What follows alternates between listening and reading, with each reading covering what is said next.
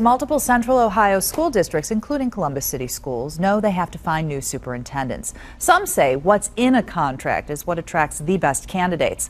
That's where critics say careful, because you, the taxpayer, cover the salary and the perks in good and bad economic times. It's all legal, but is it right?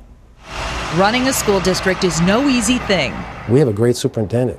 The man or woman in charge oversees buildings, buses, students, teachers, and the list goes on. How much is that all worth?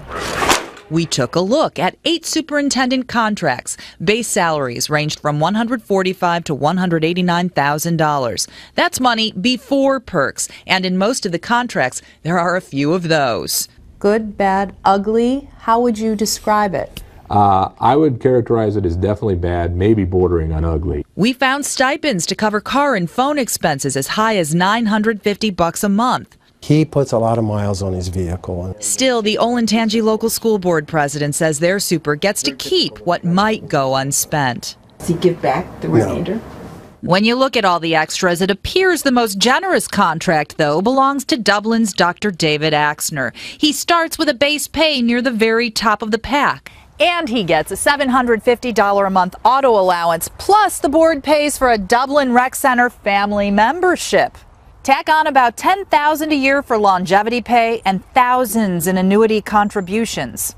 Buckeye Institute policy analyst Greg Lawson can laugh off some of the extras, but not all of them. Especially, he says, when school boards using your tax dollars pick up a superintendent's pension contributions.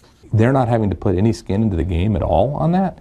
There's something distinctly unfair about that, to make people reach in essentially deeper into their pockets. To pay they have for to his pay pension. for that. Mm-hmm. Yeah, when nobody else gets those kind of special treatments. Do the right thing. At the Gahanna Jefferson schools, something different. Board members asked and voters told them The perks that sometimes superintendents have need to not be in the contract. you don't get a car allowance. I don't. You don't get a spending allowance. No, I don't. You don't get a gym membership. No, I don't. He gets a base salary of $170,000. That's about it. And he is the only superintendent in the group we checked who pays the employee share of his pension. It's about doing what I believe is right, and when Joe Public is paying their retirement, I think I ought to do the same thing.